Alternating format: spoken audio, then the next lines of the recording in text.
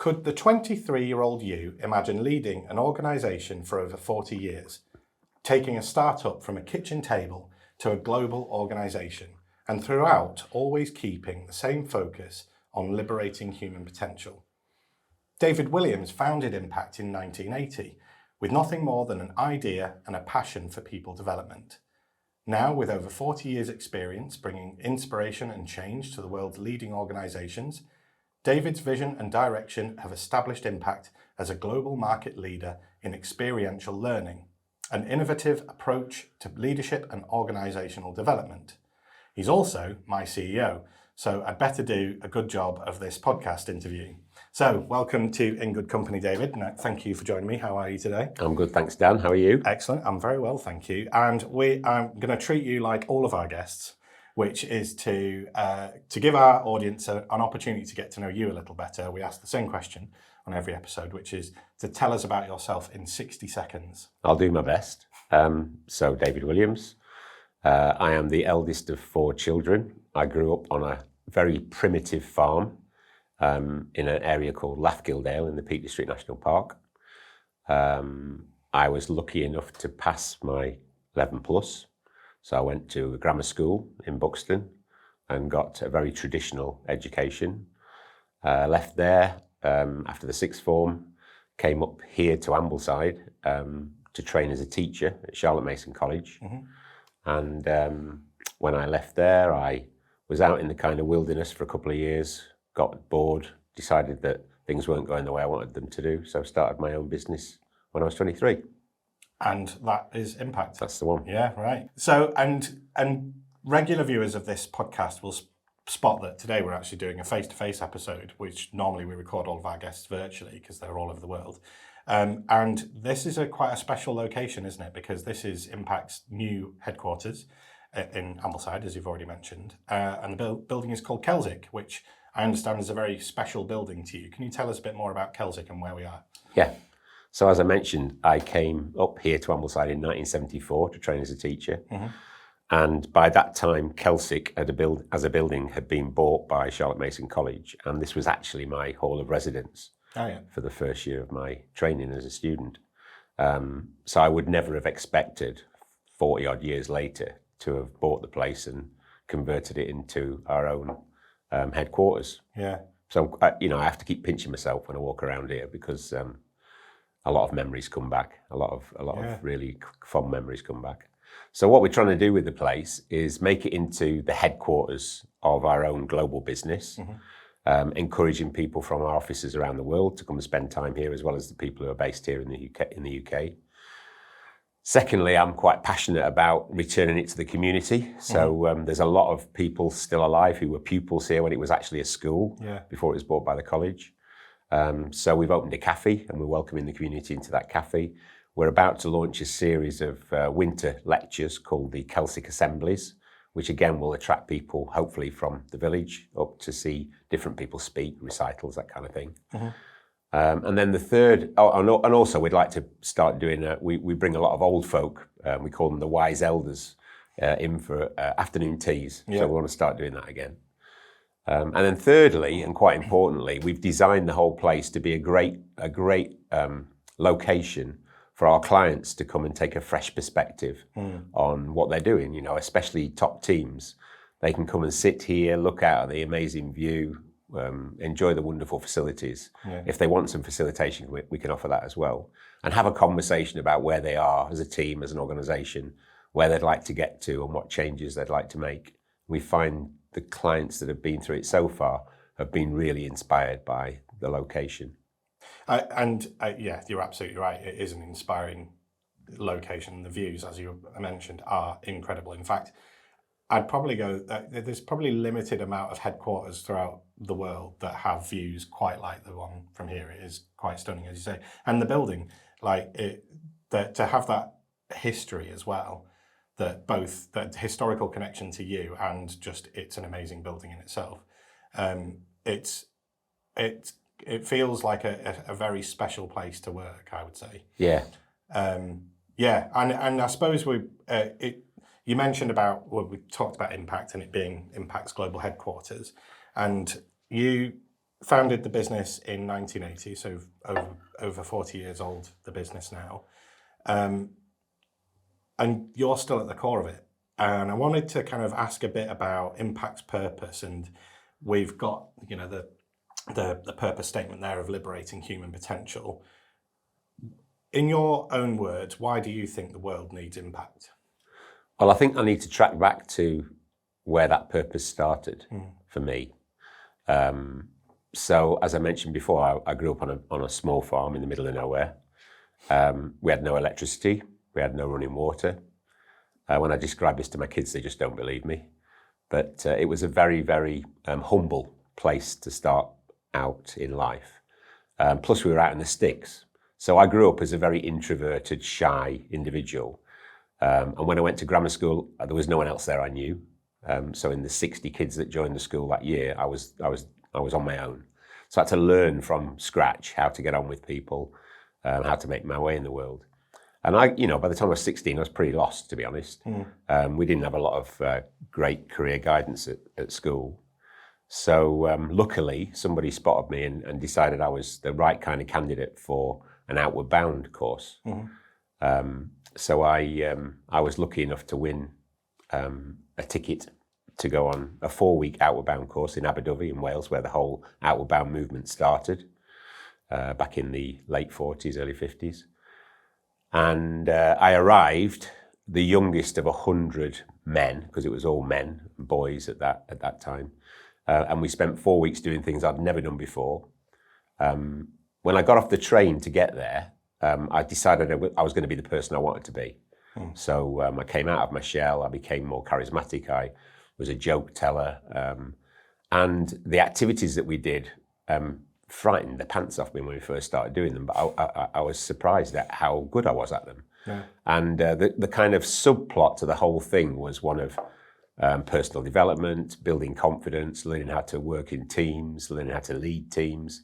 And 4 weeks later, I came back to Buxton, where I was still at school, and in an emotional state, because I knew something had happened to me, but I couldn't quite put it into words. And the promise I made to myself at that point was that I wanted to do whatever it was they did to me. And of course, what they did to me was recognize that I got more potential than I felt I had myself and help me to bring it out. And that's what I've been trying to do ever more. So we can couch it in different language, liberating human potential, achieving the potential that you have, whatever. But that's what's been driving me since the age of 16. And that's what set me out on the course that I finally took to do the kind of job that I'm doing now. I mean, you're clearly passionate about it, and and that definitely shines through. And I think that to take it from, as we mentioned in the intro, like a kitchen table to now, because we operate all over the world. We've got countries or representation in, I think it's 17 countries around the world, but we have a even bigger reach. What would you say is one of the kind of, if you were to be able to share a story of one of the highlights from the career spanning those over 4 decades now, like in terms of the clients that we've worked with, what stories can you tell out of those 40 years? Well, I think that there are lots of stories to tell, both internally and externally. I think as we've gone through the last 43 years, what's given me the most satisfaction is when I've been manning an exhibition stand, for example. Someone will come on the stand, and 30 years ago, they were on a kind of experience with impact, and they'll sit down and tell me how that's changed their life. Yeah. And for me, that's the that's what we're trying to achieve here. I think what we managed to do at Impact is collect together people who also believe in the power of human potential, and that's at the heart of all the work we do. Whether that's in terms of leadership, in terms of change, in terms of personal development, whatever it happens to be, at the very heart of it is a belief that we can all be better than we are. And I think the people we've collected together buy into that mission and help bring that to life in the work that we do on a day-by-day basis. When we first started Impact, most of our work was with young offenders. So we used to work with young people who had committed some kind of crime. It had come to the attention of the magistrates' courts, but the crime wasn't serious enough for them to be sent to prison. and they were put on a program that was called intermediate treatment, which involved them staying together as a group, reporting every Wednesday evening to the probation officer over a 6-month period. And Impact would work with them for a weekend at the beginning, a week in the middle, and a weekend at the end. And the whole purpose of that work was to change behaviour. We probably ran about 20 different schemes in the early years of Impact. Very, very hard work. But I'm pleased to say that we had a 100% success rate if you measure success in terms of not recommitting an offence. And that gave me the confidence to know that the methodologies actually work. You can use what we do to help people change their behaviour. You can't change people, but you can give them the opportunity to learn how to do things differently and the desire to make those changes in the belief that it will make them more effective, a better person all around. And I was reflecting, funny enough, on what you said earlier about something that makes you feel proud and kind of gives you the reason why you still do it. You know, that whole thing of hearing stories from people that you meet. I actually found myself at my grandma's funeral down in Bristol, having that exact experience myself, where I was talking with an old friend of the family, and she was telling me that she used to work for an organisation that came and worked with us down at Cragwood, and has all those memories of the experiences that she had, and it was clearly powerful and stuck with her throughout the rest of her life. So it's those experiences, and that's kind of neatly led me on to my next question, which is about that unique methodology of experiential learning that's clearly memorable. And we do apply that to all of our solutions that we provide our clients, whether it be face-to-face, virtual, or a blended combination of the two. So what is it about experiential learning that you haven't already covered that makes it as powerful as it is? Why is it so unique? Well, it's a methodology that you can apply to any context, and the context we've chosen to apply it to more recently, over the last 40 years, has been with organisations, corporates, not-for-profits, government departments, and we've recognised that the work we do has that power to change behaviour. And the way that works is experiential learning brings together the acquisition of knowledge, the development of skills, an experience that feels consequential, that is memorable, that really gets people's attention and helps them to really focus on what they're doing and how they're doing it. And then the most important component part is the reflection afterwards. And that's where our skill set as a group of people comes in, our ability to facilitate a small group conversation that elicits information that helps people to make better decisions about how they want to change their behaviour going forwards. So that's what makes it powerful. If you look at other organisations in the field, sometimes an organisation like, for example, a business school will have a focus upon academic knowledge, maybe skills, maybe case studies. What we do is bring the whole thing to life with a real experience, a consequential experience, whether that's a journey through the outdoors, or whether that is an engagement with in a community organisation that is looking at kids who are about to be excluded from school through bad behaviour. There are a myriad of different approaches. Working on the barrier reef, looking at how climate change is destroying the barrier reef. There are so many different examples that we can draw upon where we've created a highly consequential experience that people will participate in as a methodology for helping them to reflect on their own behaviour. A favourite sort of memory of mine, though, was finding myself in a river with senior members of a logistics company, with them having one of the most powerful experiences, having to scale a waterfall within a river. Like, you just think there's something unique. Well, we already talked about it. That unique kind of approach to and having that connection with either the outdoors or whatever it is of the environment that our clients find themselves in. I think, it's super, super special. We often talk about leadership and change, and they're kind of core to what the work that Impact do. Are there anything? What would you say is the biggest challenge that people are facing at the moment? What, individually or organisationally? I suppose organisationally, yeah. Well, I guess the looming elephant in the room that some people are recognising and other people are trying desperately to ignore are the effects of climate change. And I think Impact as an organisation is in a great position to help our clients use the people they have in their organisation to decide upon the way they want to navigate the future. And for some organisations, that will mean recognising that through legislation, through customer influence, they need to make changes to their supply chain or to the products that they produce or the way they produce those products. We can help with that. We can help them by creating the right kind of dialogue and the right kind of innovations to enable that to happen. And I think off the back of that, it's my firm belief that whilst governments are very good at legislating what we can and can't do, and activists and not-for-profits are very good at protesting and pointing out where we are and where we need to be different, I actually have a firm belief that businesses are in the best place to make change happen. Yeah. They have the financial wherewithal. If they can contextualize the future in terms of it being a better environment for them to operate in, they have the purpose and the desire then to make change happen.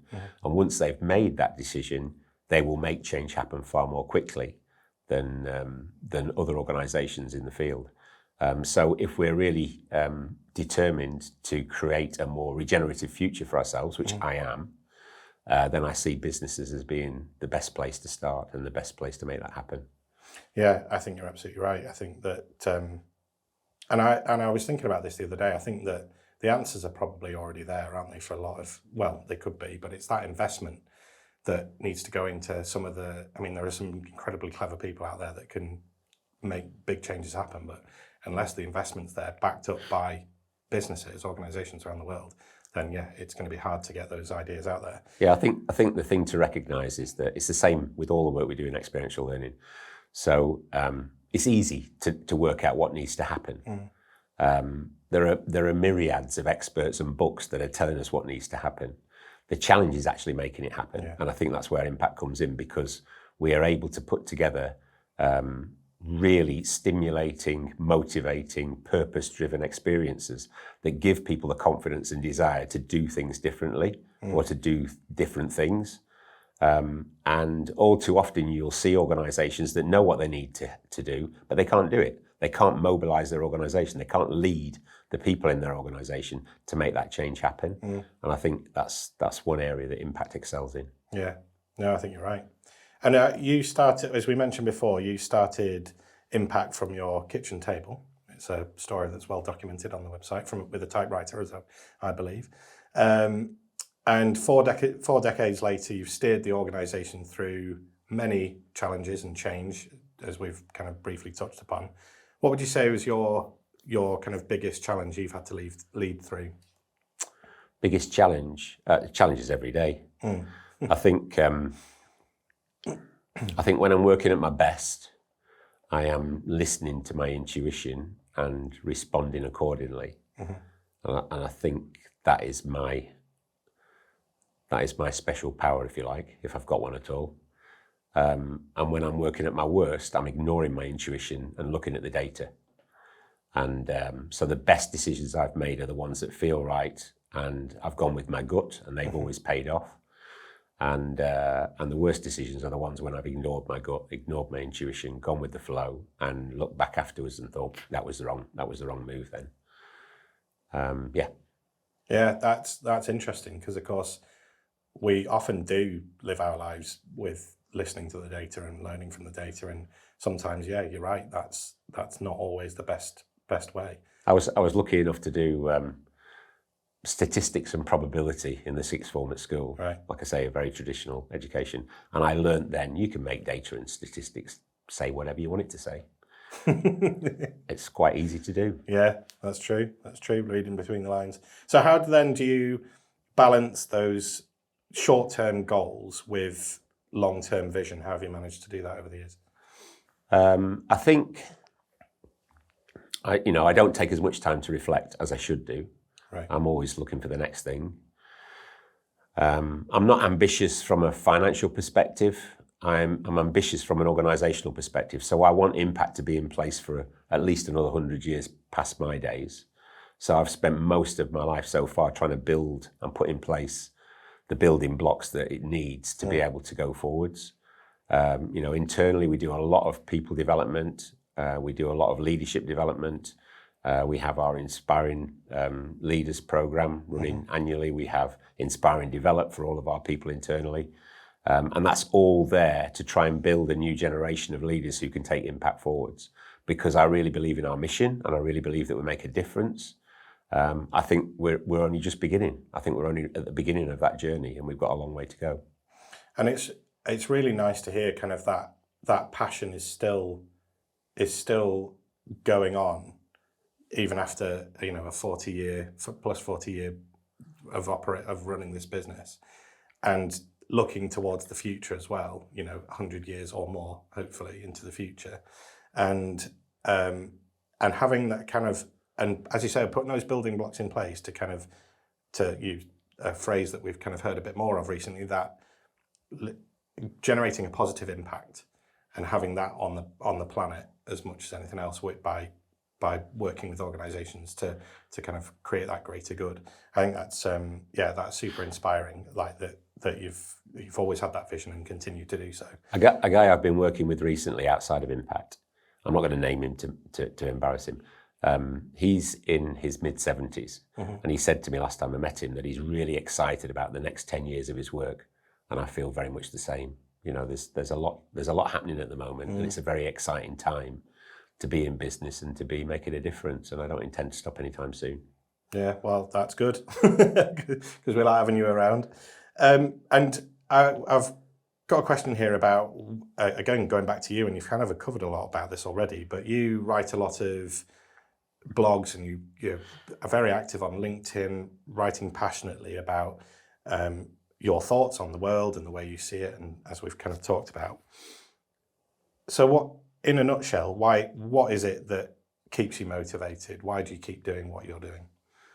I think it comes right back to that promise I made to myself when I was 16, that I want to live my life helping other people achieve their full purpose. I feel like it's been in payback mode ever since then, and the more people we as an organisation can touch and help them see where they can be beyond where they are now, the happier I'll be. And if we ever lose sight of that purpose, then we'll be doing ourselves a real big disservice. That's why we're here. We're not here to make money. We're not in business to make money, but we're not in business if we don't make money. So, that's true, it's that fine balance between the two. Yeah. And what do you see as your legacy then? Well, I hope that my legacy is a recognition that experiential learning is probably the most powerful way of developing people. A recognition that if you run an organisation by treating people in the way that you'd like to be treated yourself, it will work. It will pay back in droves. And thirdly, I hope my legacy is that the people we're able to develop internally are able to go on and achieve their own full potential, either in or outside of Impact. I mean, I think that's great. And I think anybody that knows you and has worked for or around you is very aware of that passion that you see. Whenever you talk at celebrations that we do or big events, you often talk so passionately and from the heart, and it always shines through. And I think that's to have that kind of human-centered approach to the way that you lead your business is ultimately what a lot of people can, I would think, learn from as well. So I can't believe we've got here so quickly, but it obviously says that we've had a good conversation because it has gone so quickly.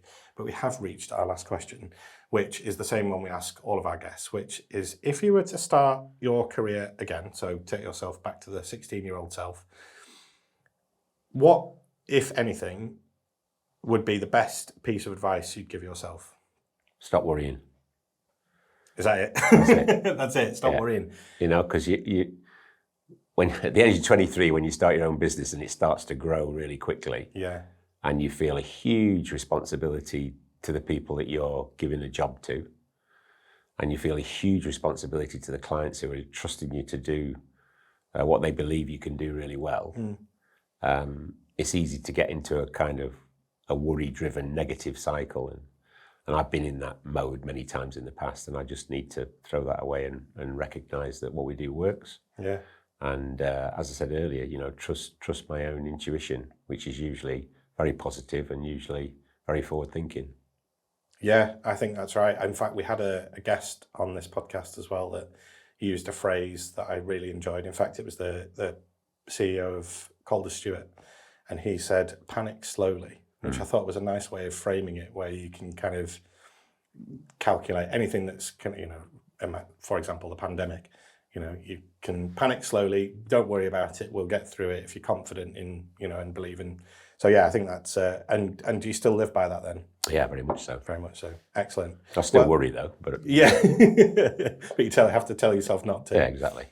Well, thank you, David. That's been an absolute pleasure, and thank you for giving up some of your time to be with us today. Which just leaves me to say that if you want to find out more about Impact or connect with either David or myself on LinkedIn, then you'll find all of the links that you need in the description of this episode. And don't forget to go back and watch some of our previous episodes or listen to them. We've got them at wherever you find your podcasts. So that just remains for me to say thank you again to David for joining us today. And until the next time, take care.